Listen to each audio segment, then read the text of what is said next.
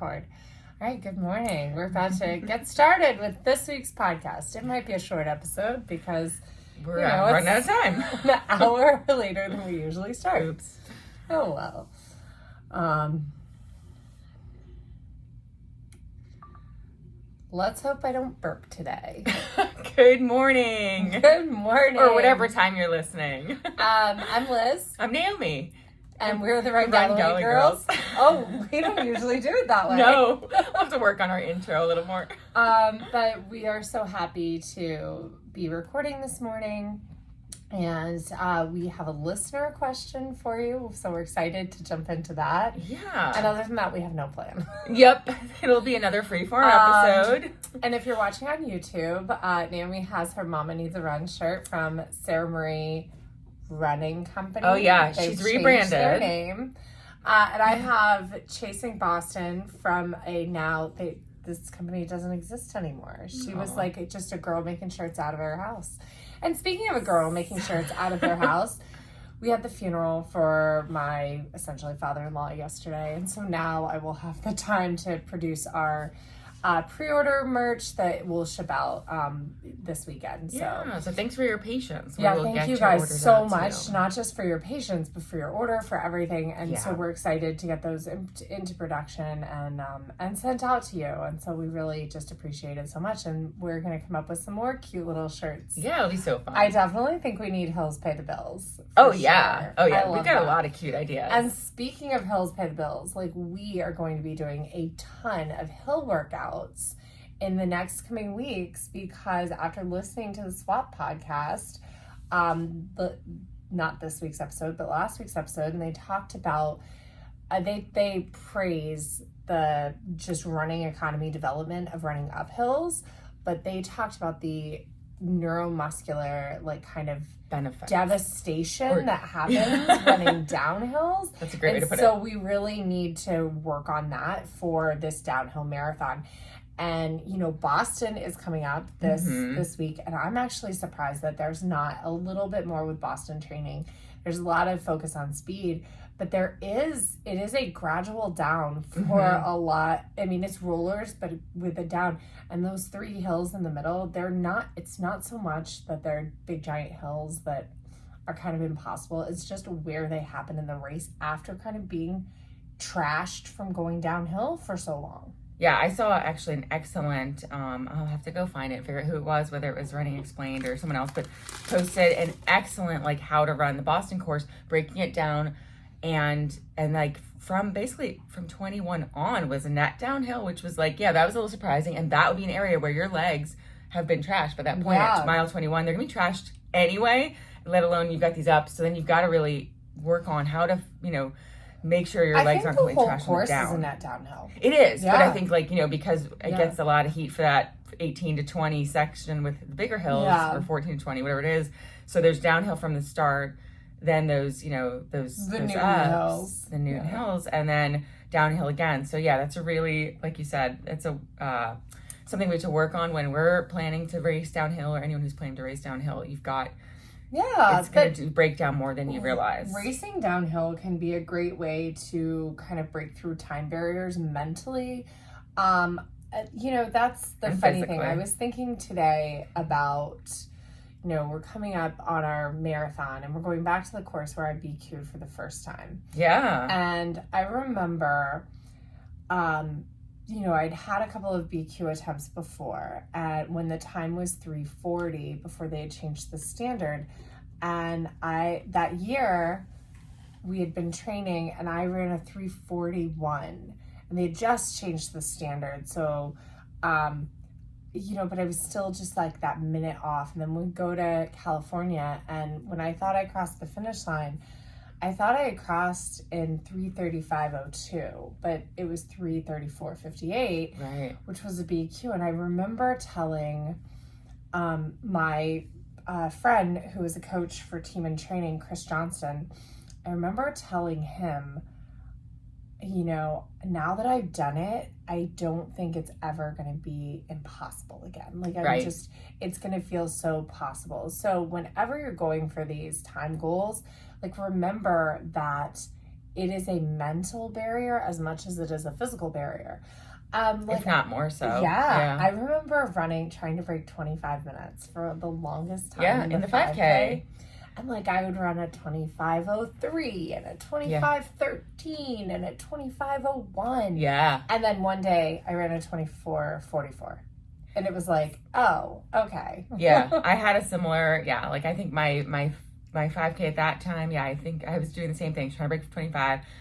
I was elated with like a 25:08 or whatever. I was like, okay, awesome. And then, and then like the next year, like I took it down to, 23. It was like a huge drop as I grew in fitness, but it was like, it's these mental barriers even more so than the physical. Even more than physical. And it's really staying mentally tough through the race. And so it's just funny that, I think like as we're heading into Mountains to Beach, I think that, I am a little mentally like concerned, but I shouldn't be because like, it's just running. Like what's the worst that can happen? Yeah. It's just running. Yeah. No, I think it really helps. We picked such an attainable goal this time. It's not a stretch goal. And we really still, our goal is fluid. We're not like setting it in stone and saying we have to do X. We're not saying we have to break 4 hours. Yeah. But I think we can. I think it's there. Yeah. I think it's definitely something that's attainable.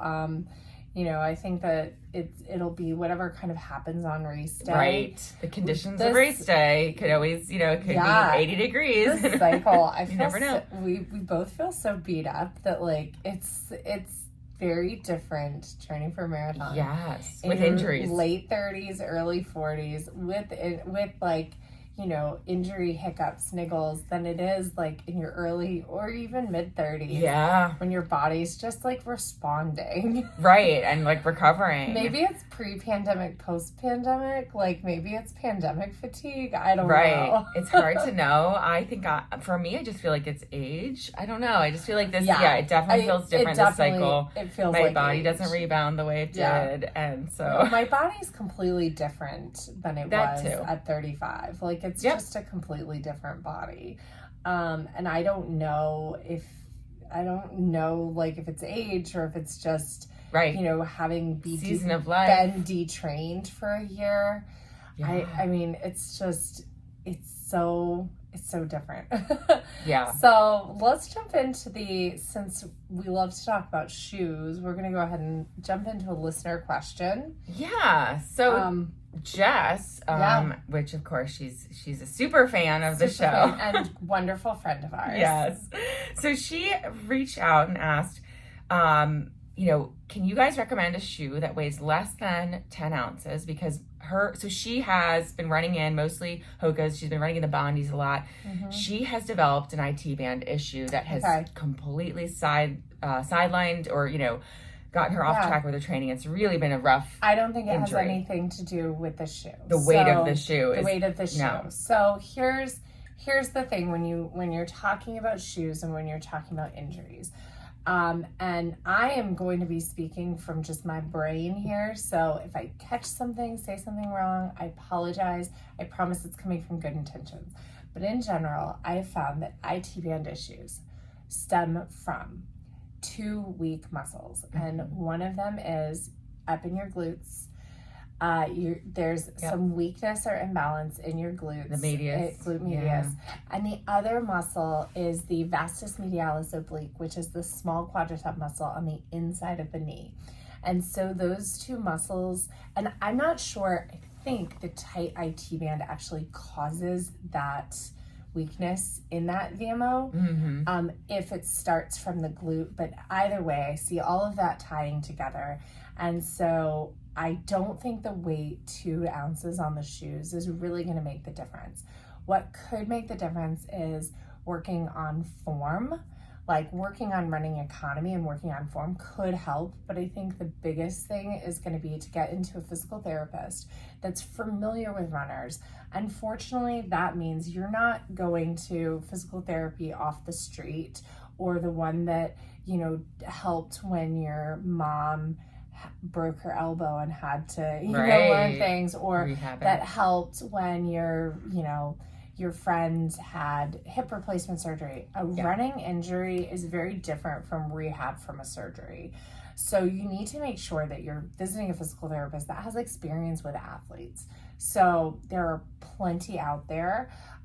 In this area, I recommend the Virginia Center for Reproductive Medicine. Is that, yeah, at the Spine Institute.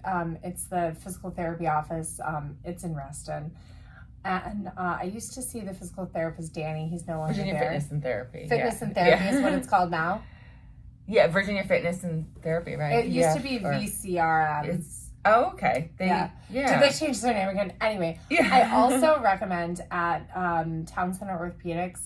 I think it's Town Center Orthopedics. Yeah. Dr. Justin Hemmer. He's a physical therapist and he's fantastic. Anyway, you've got to take care. And even if you're not going to go do physical therapy, you can go online. Clamshells.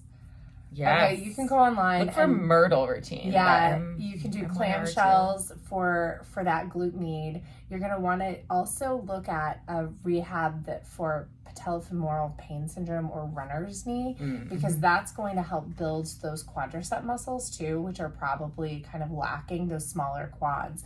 And you're not going to, if your IT band hurts, you're not going to roll the crap out of it. No. You're not going to try to loosen your IT band up. No. Because why your IT band is tight and why it hurts is it's trying to find stability between the hip and the knee.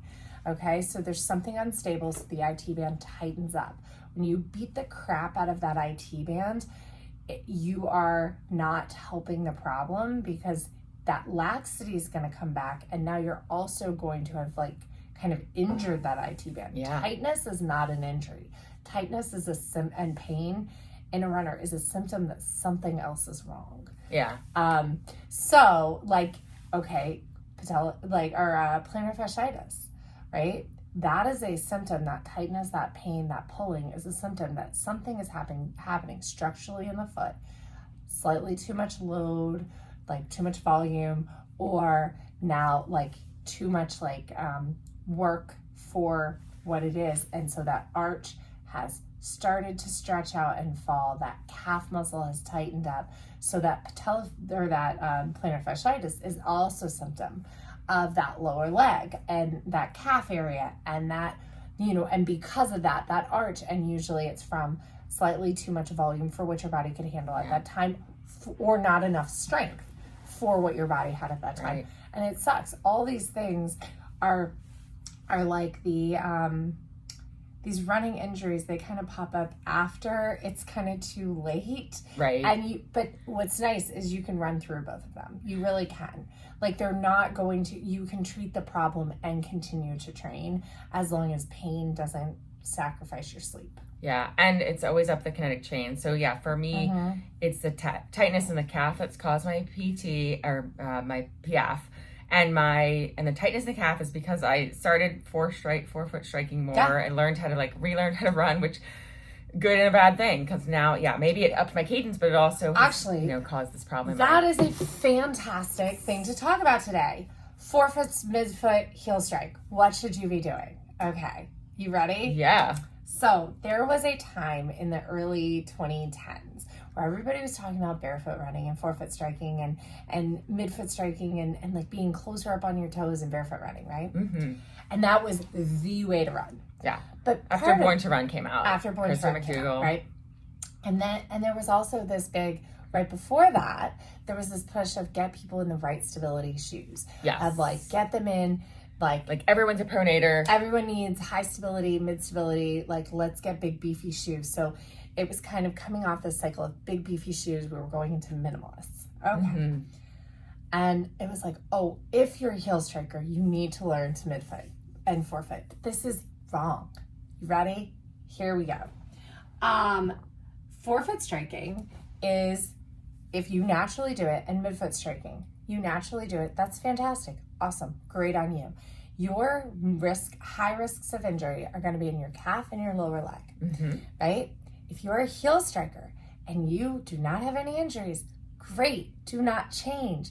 But your risk of injuries are going to be in the hamstring and behind the knee. So you're going to be dealing more with the IT band. You're going to be dealing more with that high hamstring issue. So you're going to be dealing with more upper leg issues, right? If you are a 4-foot striker naturally, and those calf and Achilles and all those things are really bothering you, you may want to practice getting back down, because you can kind of trade off. You can change your running economy if something just isn't healing. Now, Naomi was a heel striker who was dealing with chronic hamstring issues. Like, we're talking 6 years. It was not a like short-lived issue. And with the stroller, she learned to kind of forefoot strike, and the hamstring is gone. Yeah, the hamstring is completely gone. And I traded off for the plantar. Yeah, and it didn't show up right away. Like we were talking about, it did not, it was a good, because it was a lot of stroller running during the pandemic. Yeah. I was pushing Julian and, kind of practicing and just playing around with my gait. Not really thinking that I was not intentionally going to forefoot. It was just like a game. I was just playing with it. With the stroller, though, it is much easier to run higher up on your toes with the stroller. Yeah. Just like the kind of, because you're leaning forward. Yeah. Yeah. So, the other thing, heel strikers have a lot more front of the leg, lower leg issues versus back of the leg, lower leg issues. It's the upper back of the leg. I was a heel striker, and I had debilitating shin splints, and a stress fracture in my shin. Yeah. And that I took 6 weeks off, and I was just running 5Ks at the time. I took 6 weeks off and worked with Chip and came completely onto my toes. And so I am like a toe runner. Yeah. I'm probably a little more midfoot now than I've ever been with the weight, and being like, my stride length has shortened so much coming back this season than it was when I was racing in peak fitness. My stride length is shorter. My cadence is actually higher, which I'm hoping is a good thing. It has to be. I mean, maybe, yeah. I'm just kind of following Jeff's keep it quick, keep it light, because I would imagine the moment I want to kind of open up that stride length, that quick cadence with a large stride will get me some pretty great speed. We just haven't played around with it much. Well, except this weekend. Yeah. Well, so. and that's another thing actually about, stride length is another issue where people who are overstriding will end up with more chronic, hamstring kind of issues. Oh, yeah. So if you find that your strides are super long, I guess, how would you look at that in your Garmin? On Garmin, there's a stride length. There's average stride length. And what you can do is you can kind of go back and look at runs where you were in kind of peak fitness with no injuries, and then you can look at what you're currently doing. You can kind of see patterns. I wouldn't look at one run off the cuff. I would kind of maybe chart it out as patterns. Certainly slower runs are going to have shorter stride lengths. Yeah. Faster runs are going to have longer stride lengths. But the interesting thing is my stride length between my 2 marathons, my 2 BQs, there's a small difference in those. And I'll have to go back and look. But it's interesting. Yeah, there's a small difference. So maybe elevation plays a role too. So back to Jess's question with the Bondi, she was curious about, is the Bondi causing this? And I would say more it's her foot strike pattern versus the actual shoe itself. Yeah. So working on it, this could be the wrong shoe for all the time training. Mm-hmm. My recommendation, and people don't love this because running shoes are so expensive, is you should be rotating a bunch of running shoes. And this recommendation comes from old, you need to let your foam rebound in the closet. Yeah. Old knowledge. Myths. That's a myth. Yeah. It's a myth. No longer. You don't. But the idea is, and even if you're rotating between 2 of the exact same pairs of shoes, you're going to have slightly different wear patterns on every pair. And those are going to keep your small muscles kind of adapting. And you're also not going to wear down a pair to where you get 3 to 4 weeks out from race day and they're dead and you need new shoes. But you don't have brand new. Right. And then now you've got a new pair of shoes that feel slightly different and they cause one of those small muscle niggles or injuries that kind of derails the rest of your training. You need to have I really think 3 to 4 pairs of shoes in your rotation. And if you think about it this way, let's say you're running 100 miles a month and each pair, this is on average, and each pair lasts 300 miles. If you buy 3 pairs, you've got 9 months of running. 9 months of running, you're just front loading that cost. Right. Or as you're coming into running, buy a pair every month. And then it's like CD laddering. you always have one expiring and one new one coming in. So. And ideally, if you can, like, and I wasn't doing this for a long time, I was wearing the same brand, the same make model of shoe. And even though I might rotate, you know, they would be the same shoe. So ideally especially like when Jess is asking about, she's got the Bondi. I know she also started running in the Mocs. I think she's using them for speed work. But maybe look at a brand that's not the same. Because if you've got, like, so for me, if I've got the Rincon and the Moc, they're both going to have a similar drop, the 4 to 5 millimeter drop. They're the same cushion, essentially. Yeah. So they're really not different enough. I've seen Jess run. She's also run a lot in the, she's ran in Brooks before. Mm-hmm. Jess, this is for you. I would like you to get a pair of an Endorphin Speed 3s. Oh, they're the best. I would like those to come in. Those should be once a week shoe. You can do the Moc or the Bondi for other runs, long runs, easy runs. The Endorphin Speed 3, I'd like to see try those on your tempos. Yeah. And for your next races, and I think I've offered this before now that once your injury is kind of healing or stable, but you can always just run in my parking lot in them. I'd like to see you get some fast shoes with carbon plate in them. Probably either Nike or Saucony. I'm just not recommending the Hoka one for Hoka runners.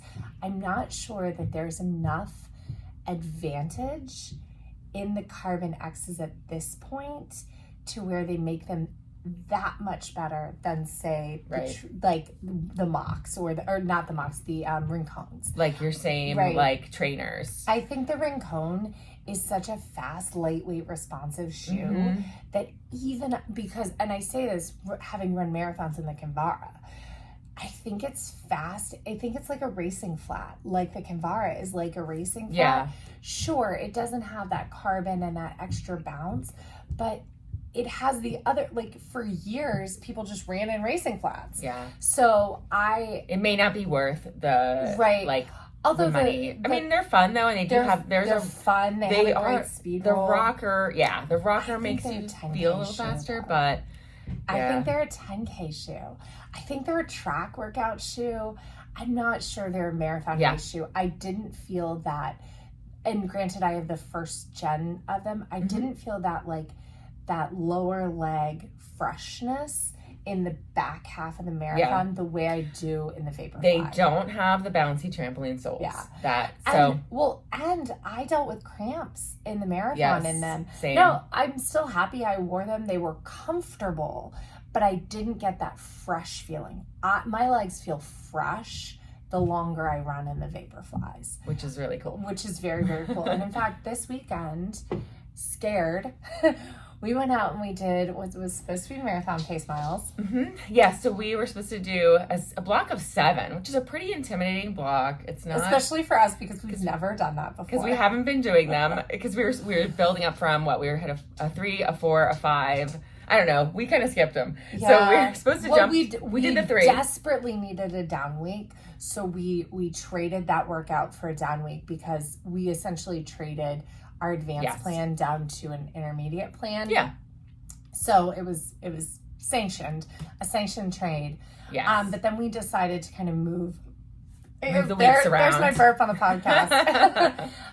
We decided to move our weeks around, and so we were like, all right, well, we're feeling like we need to do something this weekend because we had essentially another down week, kind of skipping our 26. We're cutting it short. Yeah, shortening it. So we did the 7-mile block, and we were supposed to be 9:09.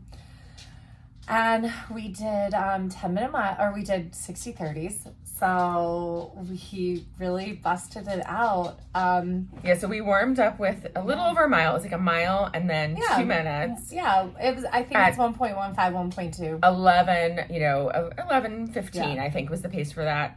I'll pull up our splits. And then, we essentially... And then we fucking crushed it.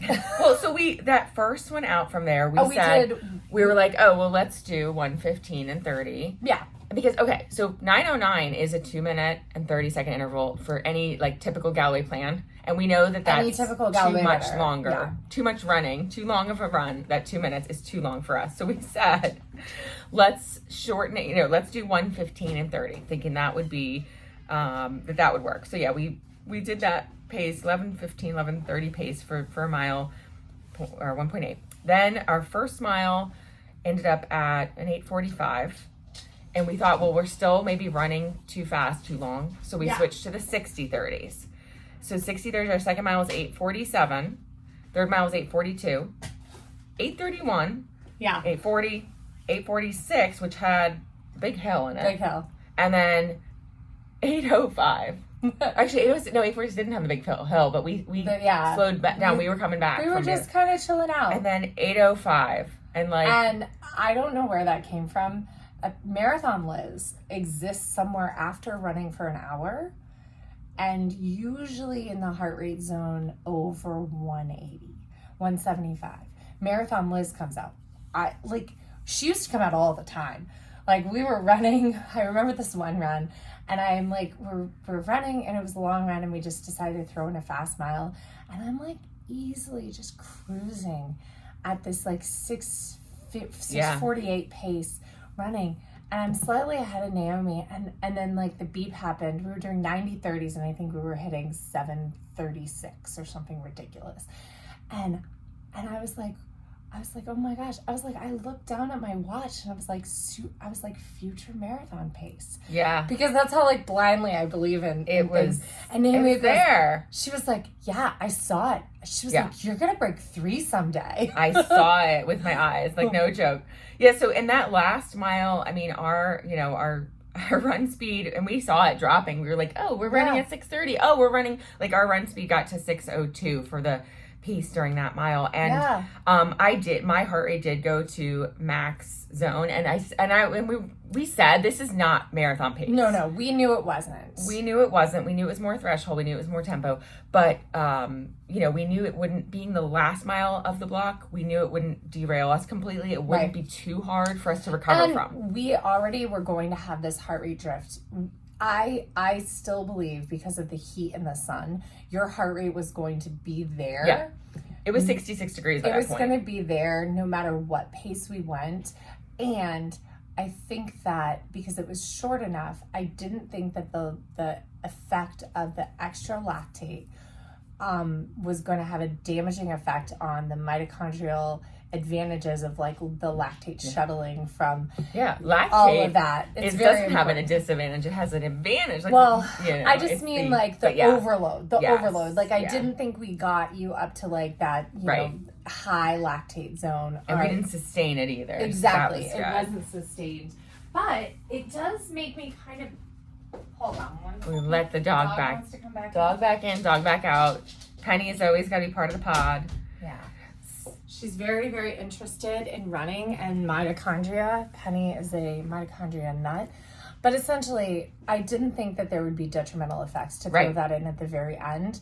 I think that if your faster miles are at the beginning of your workouts, you definitely should be adjusting something. If you're finishing a workout like this and then you're hobbling, that's not good. No. We were able to go out and throw down some really great miles yesterday, too. Even just easy miles, but we were no issues. A little tight, a little sore. But nothing like after the 10-miler or the half that we did. Right. Nothing that would prevent us from like walking or our gait to be messed up. It was more like my quad was a little sore, which is a perfectly normal reaction. Like quad soreness is like growth. Okay, I did something. Growth. Yeah. So we're kind of excited. It does really make me rethink the 60-30 marathon. Like, you know, just because we were going to be able to slow down so much from that. And it's like, I looked down at my watch. I have to tell you, during a 60-second run, I looked down at 49 seconds every time. I'm really tempted to be like, oh, we should do 49:30. Well, what's cool is, so here's what's really cool, is that we then, after that 8:05, which, that hot mile, we then took 60-30. I still am like 60-30 8:05 is not, like, that doesn't compute in my mind. Anyway, so the next mile was, a recovery. And we literally walked for 2 minutes. Mm-hmm. We finished that mile and we switched down to 30-30s. Yeah. After that, we finished in a 10:19 on that mile. And then the next, almost a mile was 10:06. Oh, and we walked up a giant hill for that one. That one had the big hill in it. Yeah. And then the last little half mile, because we we wanted to lap it at 10 just to see what it looked like. The last little half mile was 10:27. And what was cool is, so the overall, even with 11:30s at the beginning, 10:30s at the end, we had an overall average of 9:16 for 10.5 miles. Yeah. Grade adjusted pace in Strava, 9:09 for 10.5 miles. Which is 4 hours. So it shows you that you can take a recovery.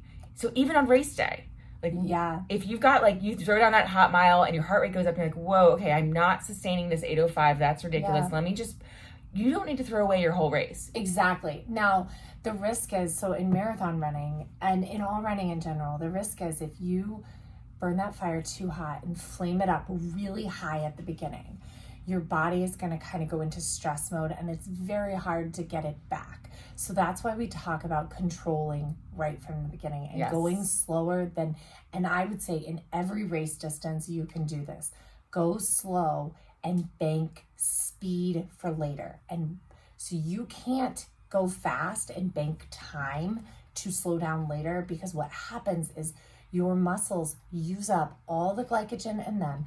And then no matter what, we've talked about this before, you only get 25% of the glycogen that you take in, or glucose that you take in from race nutrition during the run, goes to your muscles. So your muscles are really like, they're depleted. If you fire it up fast, you really have shot yourself.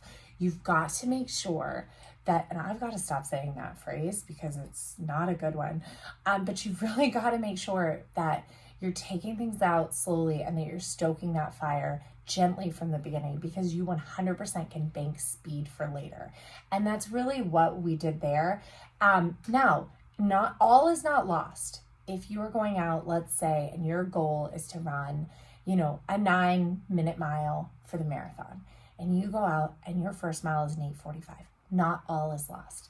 Go ahead and take that next mile at a 9:15.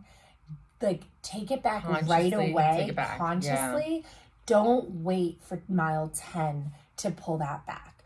Give yourself, even if you're like, oh my gosh, but I'm so excited, give yourself a couple in the marathon, a couple of 10-minute miles at the beginning, even if your goal pace is a 9-minute mile, because you can bank that speed for later. Because if it's a goal that you can actually achieve, you should be able to throw down some 8:30s at the end to make up for those 10s. And that's what I'm talking about, banking speed for later.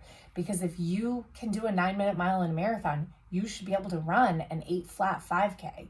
So the speed of 8-minute miles should not be out of this world.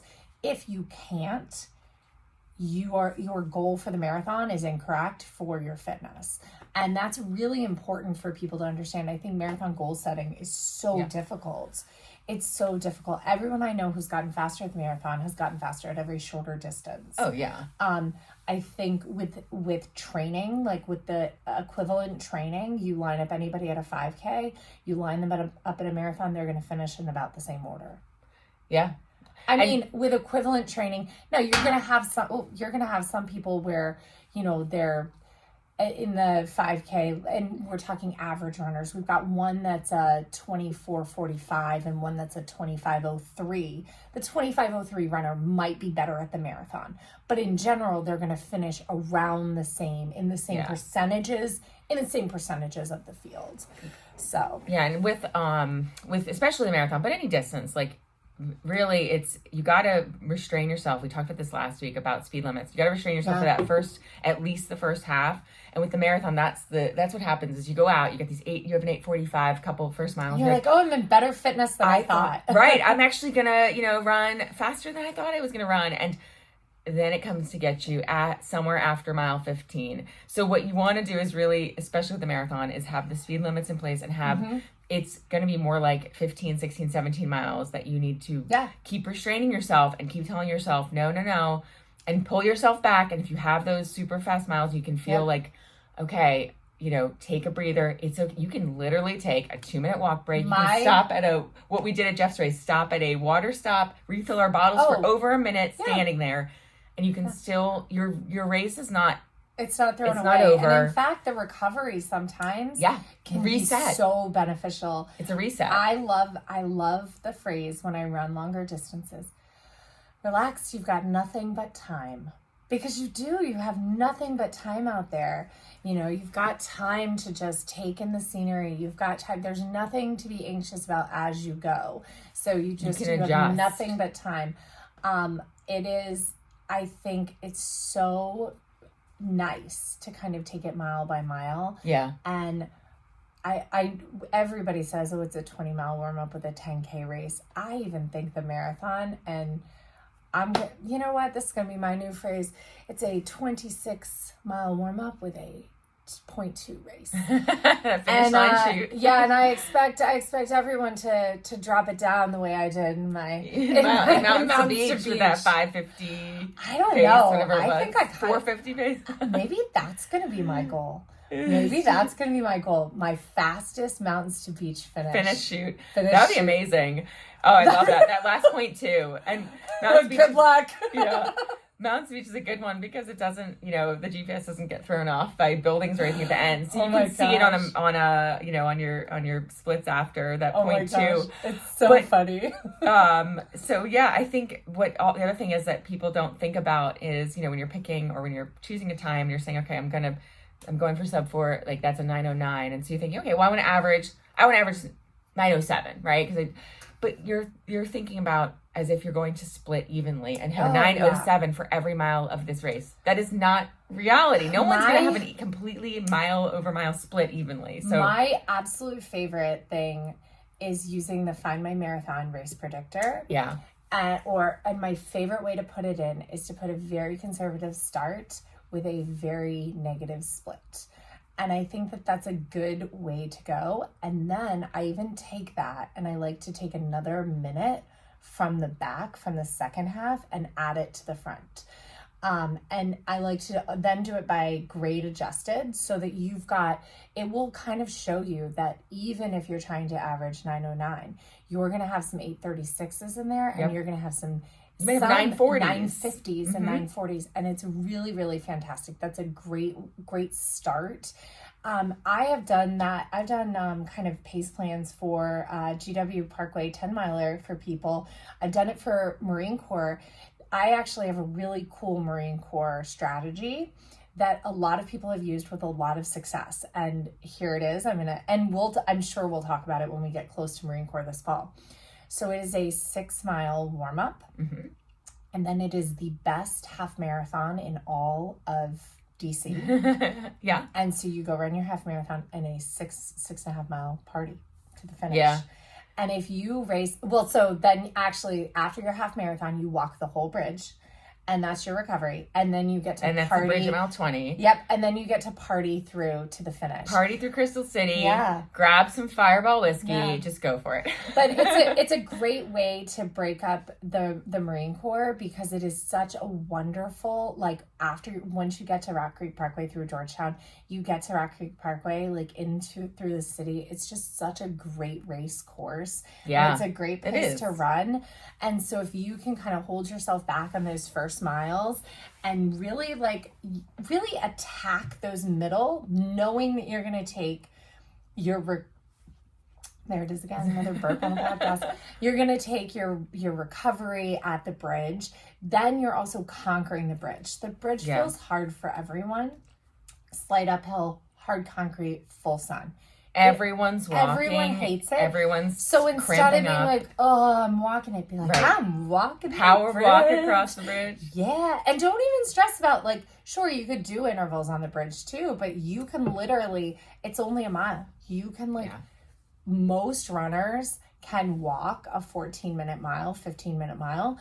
And so depending on your pace, you can walk proudly that entire thing. Yeah. And just really crush it. Or go down to an easy interval. Let's say you raced that middle half marathon, you did it at 2:30 or 1:30 or whatever. You can go down to 30:30 or 15:30 for the bridge and then go back to your intervals. We also really like at the end to switch the watch to 30:30s and do run throughs. Yes. And cheerleader beeps. And then you're like, okay, it beeped. What are we doing? What are we doing? Running through or taking our break. That's what's amazing too. There's so many amazing things about Galloway, but one of the things I love is that the walk breaks are a reset. They're a mental and physical reset.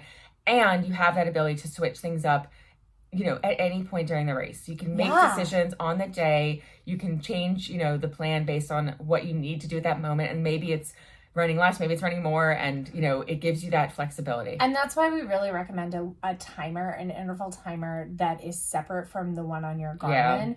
We recommend either a Gym Boss, which is the little, it looks like a beeper. Yep. And little women usually clip it here, men clip it down on their hips. Waistband. Or they actually make a strap so you can have it on your wrist as well. Yes. And on your wrist, it looks like the really old school Garmins. Do you remember when the Garmin big was boxy? Or the Timex Ironman Sleek watch. That watch, it's the Timex Ironman Sleek. It has 50 lap and interval timer. Make sure you're getting the Ironman ones. Not all of them have the interval timer. Yeah. And speaking of Ironman, actually, Jill messaged us just the other day. She still has my BP watch, and she's running down in Florida, and she's like, I'm so glad that I had it. She was not interested in intervals when we were training at all. She doesn't like doing it unless she did not. And then she was like, I'm doing an Ironman. I think this is the only way I'm going to be able to get through it. And now she's like kind of a convert. And the same thing. I don't know if I told you this, but when we both did Richmond that year, and I had my friend Colleen pacing me. Yeah. She was doing Ironmans. She went and did Kona. That's how good she is. Yeah. And she goes, I was so happy that I had done that marathon with you using intervals, because before the sun went down, it was everything I could to just keep moving. And so the intervals really saved me. And then once the sun went down, I was able to pick up my run plan again, because she's a very, very strong runner. Right. Very strong cyclist. Swimming is not, she's gotten so much better at it. Obviously, she went to Kona. She's good enough. She's amazing. She's amazing. But I remember the race where she qualified for Kona, they had some issue where they had to cut the swim. Yeah. A little bit. And so was it cut the swim or cut the bike? Anyway, it basically, she's phenomenal. But again, the intervals kind of saved her. Intervals do not have to be for slow people. Intervals do not have to be something that you work towards getting rid of. Even if you do find that you prefer, because I've heard this from a lot of runners, I just don't want to take a walk break, right? To walk through water stops. Even if that's all you do, you will get some mental performance gains, mental gains and performance gains during races. So and using intervals when you're training, she, right now she's in Florida, when you're running in hotter conditions than normal, if you're running in more difficult conditions than normal, if it's the Ironman, the marathon in the Ironman, if you have an easy run and you look down and you are close to your half marathon pace, and you're like, but it feels easy, take a walk break and then do it again, because you're going to get more adaptations from turning that into a low threshold workout versus with the recovery than you are from flooding your cells with lactic acid, even though your body can shuttle it out just fine. But by keeping it at a lower zone, and I'm not explaining it as well as David and Megan, so go listen to the SWAT podcast.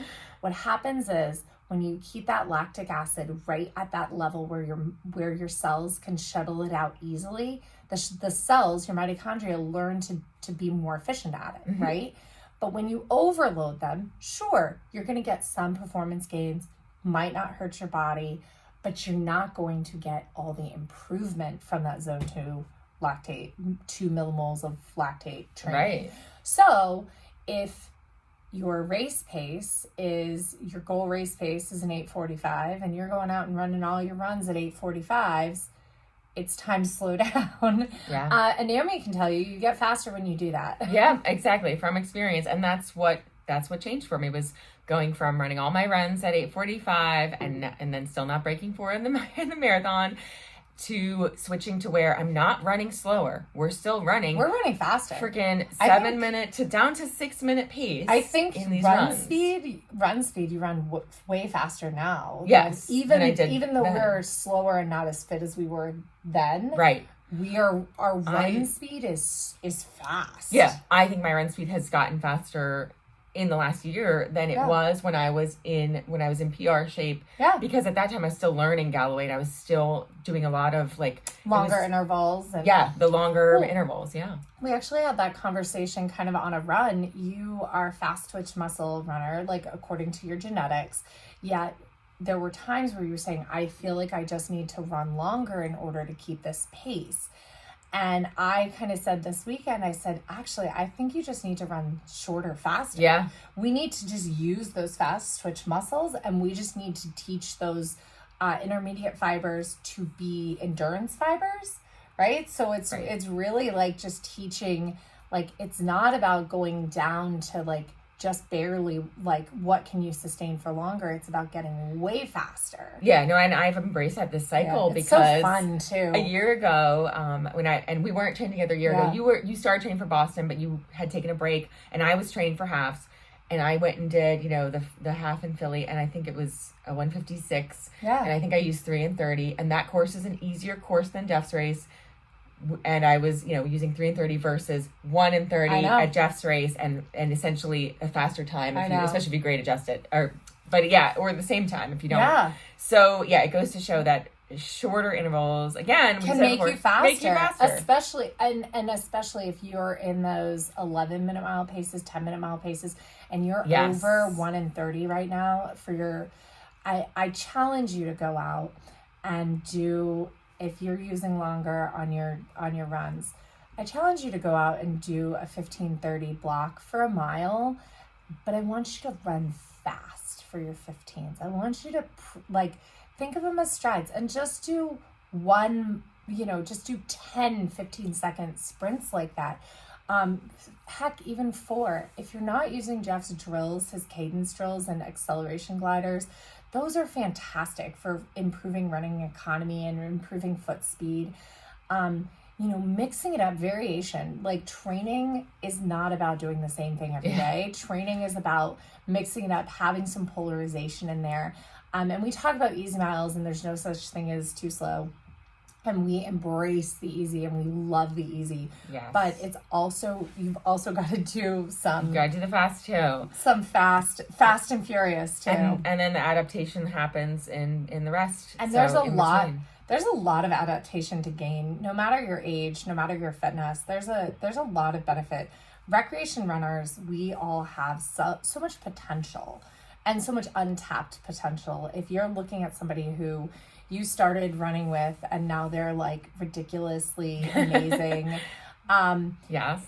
And they're ridiculously amazing. Like, definitely ask what they did in childhood, because, this is a super fun stat. The fastest kids become the fastest adults. So your childhood fitness does, in some ways, like, the outliers are going to be the outliers as adults. Yeah. But in other ways that it doesn't dictate anything, because I know a lot of amazing child athletes who they were amazing child athletes, now they're adults, they're not, and they just lack the drive or willingness to do anything, because the fun, the play was burnt out of them. So, because remember, keep it fun. Yeah, exactly. Keep it fun. That's a good stat, because like you look at Lauren Fleshman and Megan Roach, and both of them I love their stories of when they were 11 years old, and they only beating every single boy in their school and in their county, and it was like, oh my gosh, if my sister ever decides to run, she's gonna blow me out of the water. Like, I'm serious. I know. She would be so good. But she's like, oh, I can't.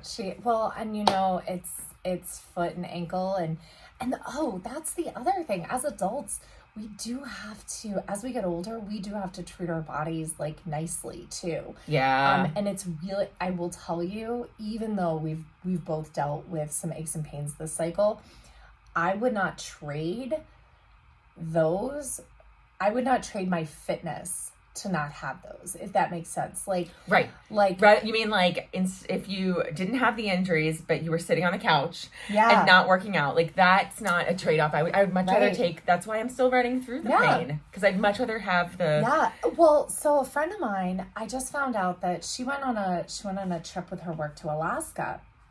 Last summer, she fell. Well, we love these motorized scooters that are everywhere, and she and her husband took them out, and she fell either before or after using the scooter, and then again in her backyard and hurt her ankle really badly, fractured her ankle last summer. And then this year on the plane on the way to Alaska, did something and tore her ACL. Oh my God. So she's got to have ACL surgery. And I have gone through PCL surgery on my knee. And so like I've had debridements, I've had other things happen with my knee, and I was much younger. But the advice that at the time when I hurt my ankle, I was actually close to this weight and I was not very fit. I was drinking all the time. I was 23, not my ankle, my knee. I was 23 or 22 because then I turned 23 and had the surgery. Anyway, my doctor said, I want you to get into the best shape of your life before I do surgery because it's going to make rehab even better. Yeah. So that's what I did. I did mat Pilates. He said also, like, studies when you tear your ACL and you don't repair it, you're at a higher risk of osteoarthritis later. But that's long term. For 6 months or so in a hinged brace, just you push through, you get into really great shape. You can, with that hinge brace on, you can do almost anything. You can lift, you can, walk, you can even kind of jog. Like, I mean, I've had athletes, as long as, you're feeling stable and it's not throwing off your gait, you can get into pretty great shape. And so I told her, I said, listen, I was like, and Jenny, call me, like, let's go walk, let's do mat Pilates together, whatever. But I definitely told her, I said, listen, like I know after your ankle, we were going to like swim and all of this. I was like, let's get into really, really great shape. Let's get through the summer before you have the surgery, because then you're not having surgery and sedentary during the hot months when it's hard to get out. And then you're trying to gain back your fitness when it's cold and it's hard to get out. Like, let's get you the best shape of your life. Cause I want to say she's 36 or 37. So she's a little younger than us. And anyway, so I hope she takes me up. Much better. The recovery from surgery. Yeah. From any traumatic thing, right? Like it's like birth, like being in better shape during my most recent pregnancy with my son versus my daughter, like really even though you were older and much older. Like way older, like geriatric. Yeah. No, so it definitely helped me. Like I wanted to stay fit through pregnancy for a variety of reasons, but I knew that one of them would be, being able to come back stronger and not have to like struggle like I did after my daughter with just, the simple things. But like, I think I did hear you say after the fact that you wish you had done some different exercises during pregnancy and not run as much. So I don't know if I would have. I think I shouldn't have come back so quickly to running. Yeah. I think that I could have probably not run so much during pregnancy. And maybe but later I don't know when that it would was have. like... Yeah, because I did end up with some prolapse, which thankfully has resolved it on its own great. At this point. I don't have that issue, but I did have some uterine prolapse, which is like your uterus is leaning and pressing into your bladder and makes you feel like you have to pee all the time. And this is after you've given birth. And a lot of women, of course, it's like probably more than 50% of women who, will just not realize it's an issue and they're leaking or having, they're sneezing and they wet themselves. Like, that is an issue, ladies. Like, go to a PT who specializes in another PT that you want to go to the right kind of PT that specializes in, in postpartum recovery. Exactly. The and postpartum women's health and Yeah. And so fortunately, resolved, but like, that's one of those things where you can cause more damage by like pushing through and being like that superhero of like, oh, I can just keep running through pregnancy and I can keep running through, run right after birth. Some women can and some women can't. Yeah. And remember that, we'll probably have a whole pregnancy. Yeah. Hopefully we'll have a whole pregnancy-ish, like series on the pod. But, remember that when you give birth, you have a like giant scab in your uterus that has to heal. And so the 6-week guideline is just a guideline. It could take much longer. Don't feel like you have to be a hero. I like to say that, you really don't even think like you have to do anything until you're 3 months after birth. Because your body has a lot of healing to do. Don't feel like you have to get anything back because you have a brand new body. Yeah. You're not going back. You're going forward. Forward in time. Don't look back. You're not going that way. Oh, I like that. Yeah. I like that a lot. So, hopefully we've inspired people to, to be amazing and keep running and slow down to get faster and bank some speed for later and all the things we've talked about today. And if you want to support the pod, you can visit rungalleygirls.com/shop. Yeah, we have our lots links of to great our links there. Yeah, links to our affiliates. Shop at beautycounter.com/rungalleygirls and get some amazing skincare and sunscreen, which I definitely needed sunscreen this weekend. I already have tan lines from our run, so I used my Beauty Counter on Sunday, so I wouldn't. I have some tan lines, so. And no. And Orgain, if you go to Orgain, you can use code Coach. Is it Coach Liz 30 for a discount. And that's our favorite protein shake, and I even got my daughter to drink some yesterday, and she said it was pretty good. And I'm gonna get her to start drinking that because we need her to fatten up, gain some weight, some muscle. One more thing. I know that we're already heading into an hour, and I thought that this was going to be a short podcast, but I guess not. I got to speak to a high school runner at the visitation service on Monday night. Yeah. And she's a freshman in high school, and she is just rocking it. And so now cool. I'm friends with her on Strava and on Garmin. Oh, fun. And so I can't wait to see her running. She is going after a PR in the mile this weekend at South Lake. Oh my gosh. So I actually thought that it's on Saturday. I was hoping, so there's a meet on Saturday, so we might not be able to do mile repeats there. Well, we can, But we can go watch. She wants to break, her PR is 5:15 right now.